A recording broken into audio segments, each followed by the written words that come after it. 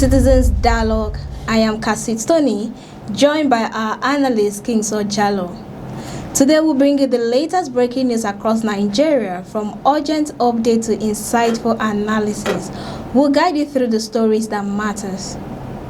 Now let's get started. PDP faction moved towards reconciliation after appeal court advice. Igbo leaders reject state police, endorse regional policing. Fuel scarcity returns amid petrol price hike above 1,000 per litre. We'll go on a short break now. When we return, we'll dive in. Stay with us.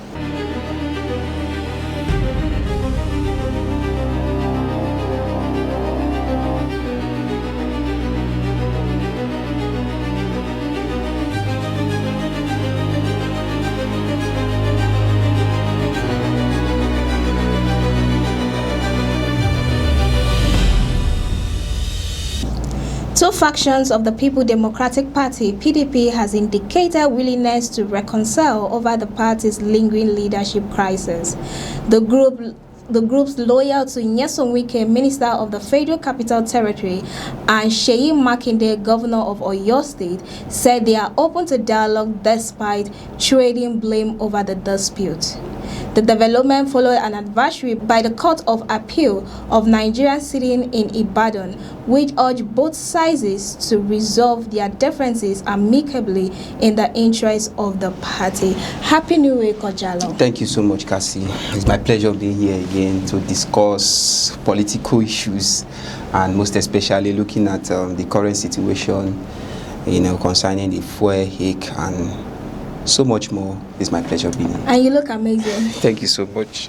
All right, so what do you have to say about this development of the PDP reconciling? Do you think this Makinde and Wike are willing to actually reconcile based on the appeal court's order? Well, to me, I think this bounces back to the judiciaries, and what the judiciary, the purpose of the appeal court rather in this matter seem to be, because looking at Wike's faction and Turaki-led faction, also subordinated by Seyi Makinde and also other high stakeholders who have been having grievances within themselves, concerning the adjournment again. It is a call for. That is why the party has not really, has a stand for a quiet period of time now.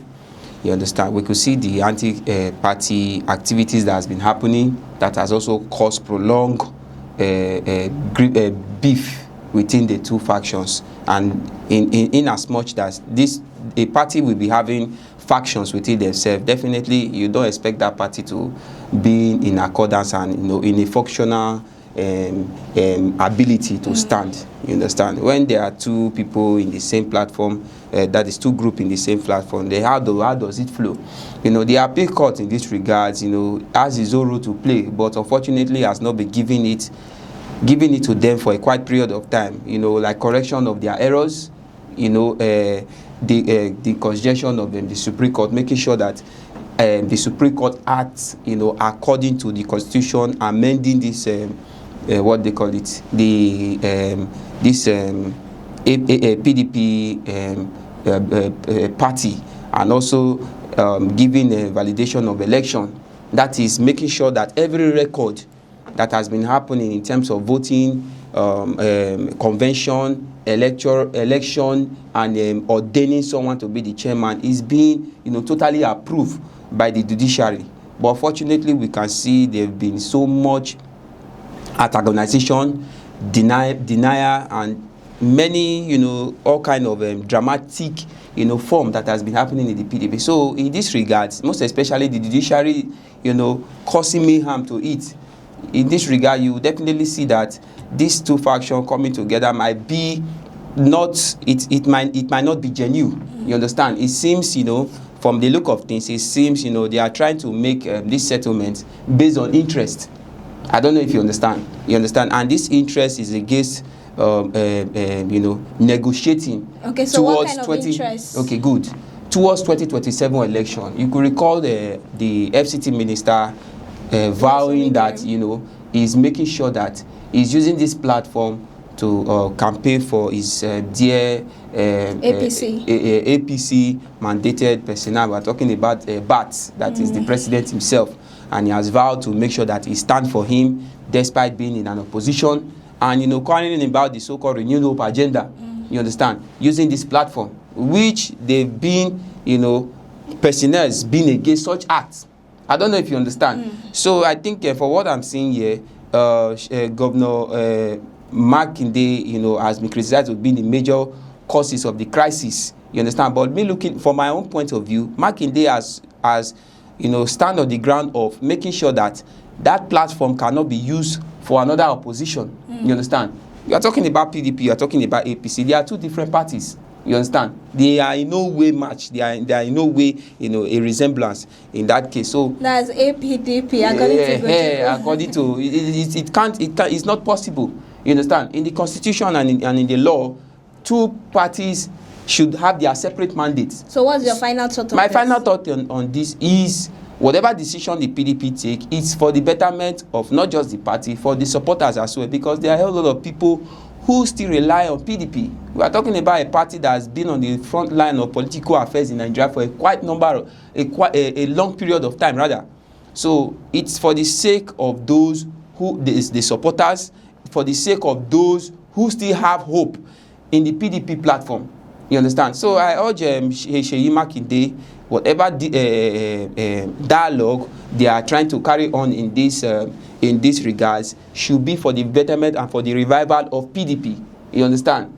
I myself was once, a good, deliberate supporter of PDP, but looking at the crisis as well, just as other you defected to another party. Not that I defected, but on the long run, I had great zeal. You understand? Making sure, PDP, most especially when the former president was in that platform. We're talking about the likes of Goodluck Jonathan. Of course, I've always been a co-supporter. I want PDP to, but looking at the crisis, looking at their remarks, looking at the ups and downs, looking at the crunches that has been affecting that platform. Of course, what we want to say, that is why most times I don't blame those high stakeholders like the governors who are defecting, because they don't want this crisis to hinder their administration as a sitting governor and thereabouts. All right, still in politics, a pan-Igbo socio-political group, the Igbo Worldwide Union, has rejected the proposal to establish state police in Nigeria.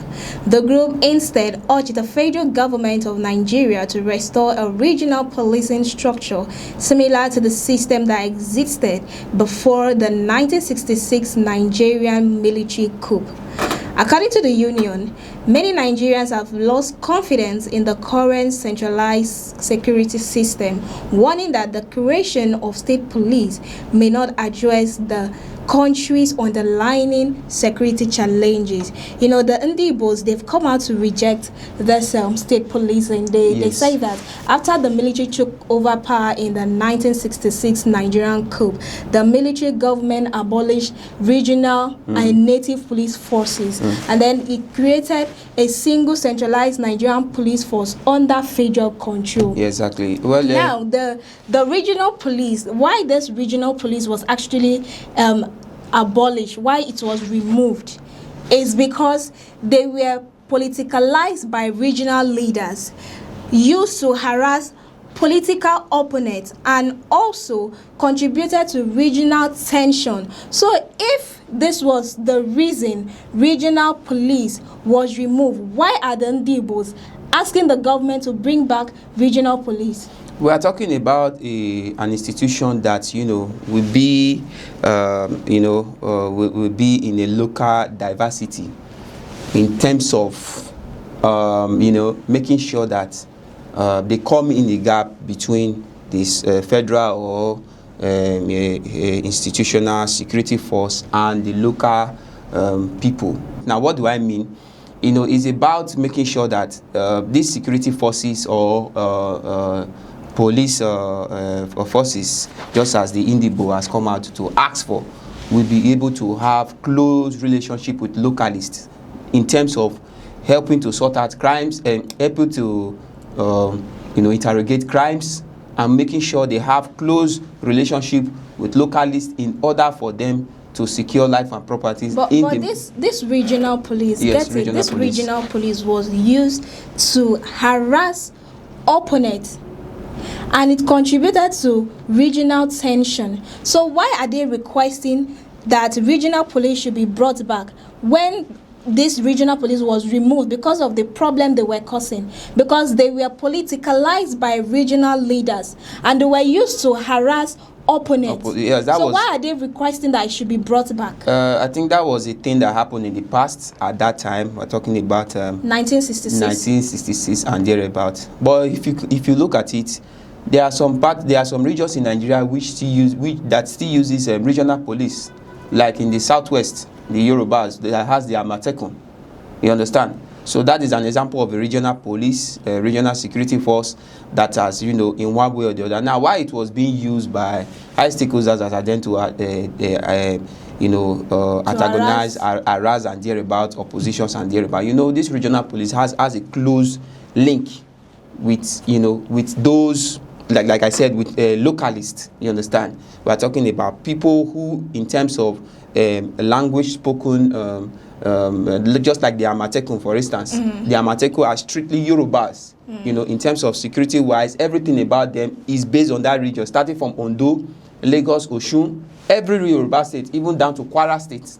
You understand? So the Indibos suggesting this to the federal government, I think for what they are persuading is people who definitely have clear look on the indiges, you understand, be able to interrogate indiges who are involved in crime. The state policing of a thing, when the president has asked the Senate to make sure that state policing is fully implemented, why people are trying to come against it is because, okay, look at our federal policing, and we could see the menace they've caused in our society. Look at how, they've really taken things for granted, you understand, harassing citizens and not doing their actual duties as policing. Now, bringing state police into, I am not against state police, but I'm looking at the disadvantage it might cost because state police definitely will have a merging with the federal policing and also some other high stakeholders. That now what they are trying to say is that the Nigerian Constitution has not been able to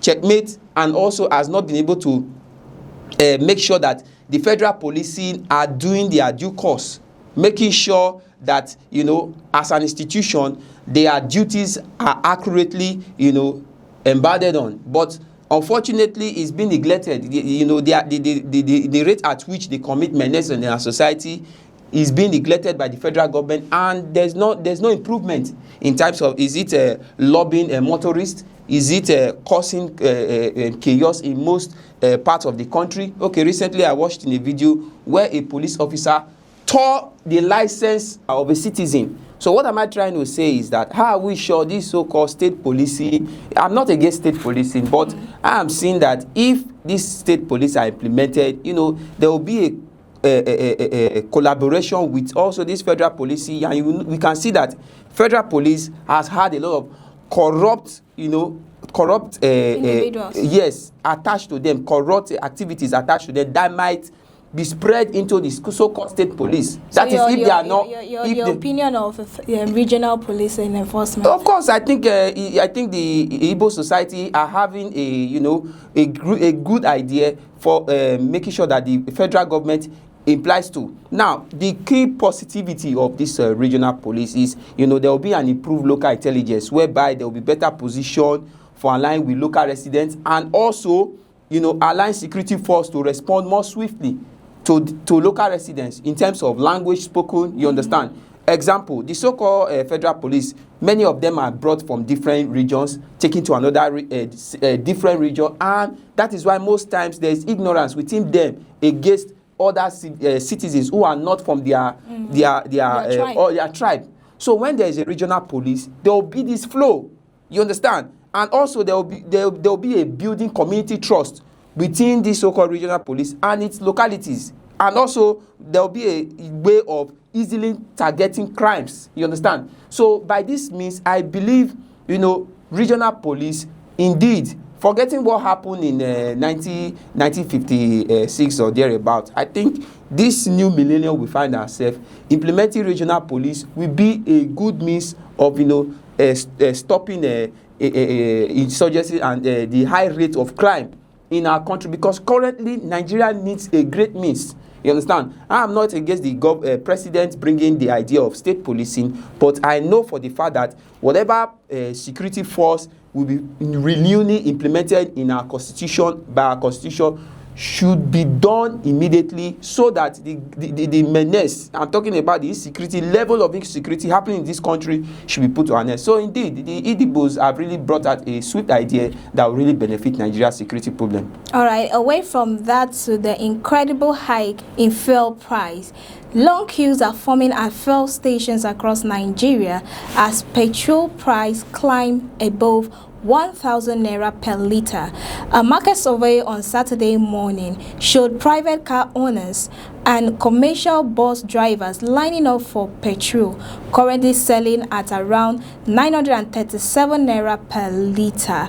Now let's watch this video. The Association of Nigeria warned the duty could trigger scarcity and encourage profiteering, noting that genuine deregulation requires prices to be determined by market forces without government-imposed duties.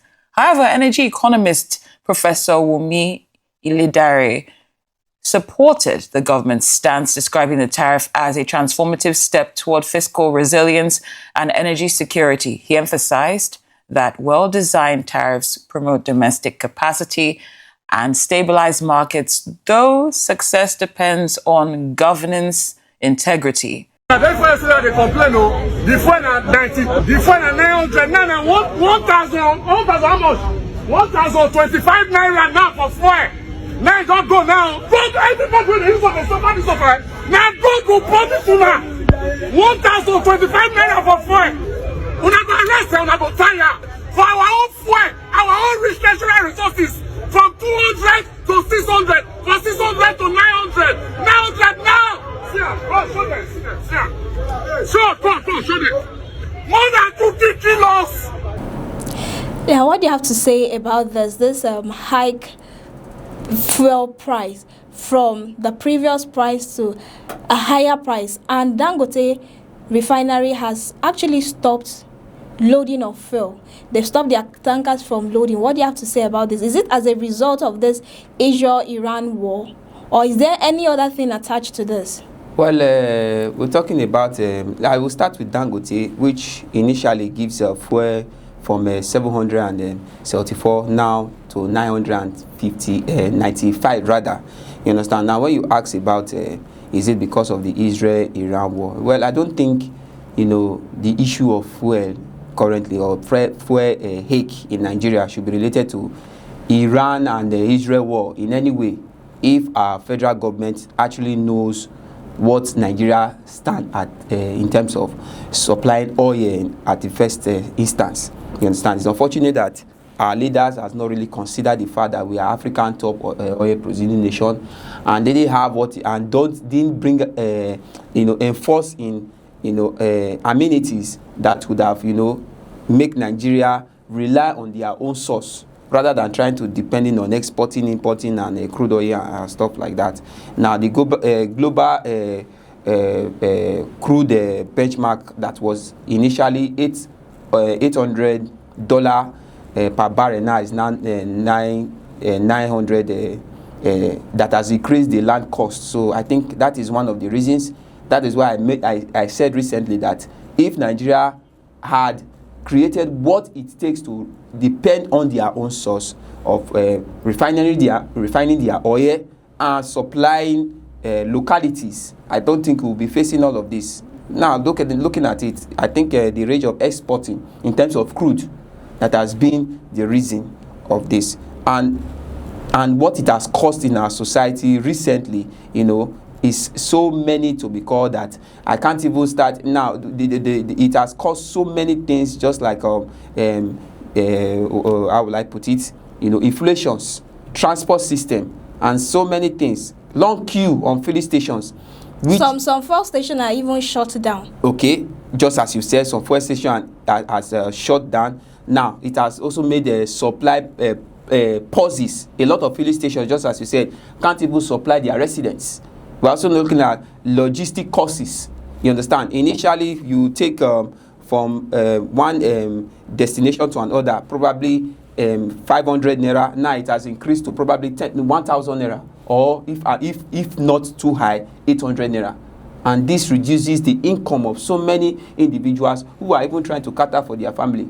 So in regards of this situation, I think our government has not really done the needful in terms of making sure that, you know, this fuel hike is being sorted out. We have been talking about a situation for over long decades, for years. We are talking about even since the Fourth Republic, and yet Nigeria, being Africa's top oil producing nation, has not been able to solve you know, the fuel hike crisis that usually come and affect, you understand, the economy. So and the world president Donald Trump says this fuel price is going to last for weeks. For weeks. That is the president saying that. Donald Trump, America, in terms of producing supplying of oil, are not in you know, don't, you know, can't stand like that of Nigeria. You get what I'm saying? Okay, now look at in major cities like Lagos, Abuja, and Ibadan are now selling fuel 1,000 per liter. Fuel that is supposed to, even apart from the one we were having in times of Buhari regime. Initially, we supplied Nigeria buy fuel, you know, 800, or let me say 850. But now it has gone to 1,000 naira per liter.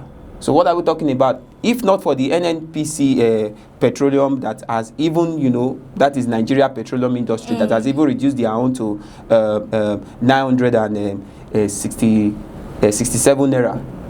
So what would have been the fate? And that even that 967 naira is even at a higher rate. So I think our federal government really need to sit down and make sure that this fuel hike affecting our country as Africa top oil producing nation is a no-no. It's uncalled for. A country like Nigeria should not be affected by this crisis regularly. And if you look at it, if you check statistics, every 3 times or 4 times in a year, it happens. Last year, the same thing. This year now is already occurring. So we'll be having crisis issues like this. It's more like an annual, it's not like a Christmas celebration. So next year now we will be preparing for another one. Or probably, if not, I think next year is even too far. Probably 3 to 4 months from now. So it seems our leaders enjoy, you know, the people finding themselves in these great grievances. Okay, look at the video clip we just saw. Look at, you know, destruction, people fighting themselves just to get a petrol to solve their needs. And this is a country that we are having so many crises in terms of failure of power supply. You understand? So many things, and we use so many machineries in this country. A businessman who initially rely on the Nigeria electric power supply will have to make sure that he buys fuel to support his business when we have what it takes to have constant electricity in our country. Can you see the disaster? So now with this current crisis now, how do you think business will be sustained? So I think our federal government really need to look deep. They really need to sit down and restructure. In any way, restructure. Because it's becoming of hand. People are suffering in terms of business. It's affecting so many things. So I think our federal government really need to sit down and look for a solution. I think this should be a solution matter right now. When the Dangote refinery was launched, Nigerians were glad that, oh, I think Dangote has come to rescue Nigeria from its long grievances, not knowing that it will even add more problem to the one they found themselves. So what am I trying to say is that it seems this is a solution that can be solved. But I bet you, Cassie, there is no situation that does not have a solution. So I am urging the federal government, the Senate, to sit down, to have a reschedule of how we can, escape this fuel hike and so-called petroleum disaster affecting our economy times without number. All right, that's it for today's edition of Citizens Dialogue. Many thanks to you, our analysts. Thank you for having me, Cassie. It's and my to you, our here. viewers, for tuning in. I am Cassie Tony, reminding you to stay informed and stay ahead. Join us next time for more breaking news across Nigeria. A beautiful day to you.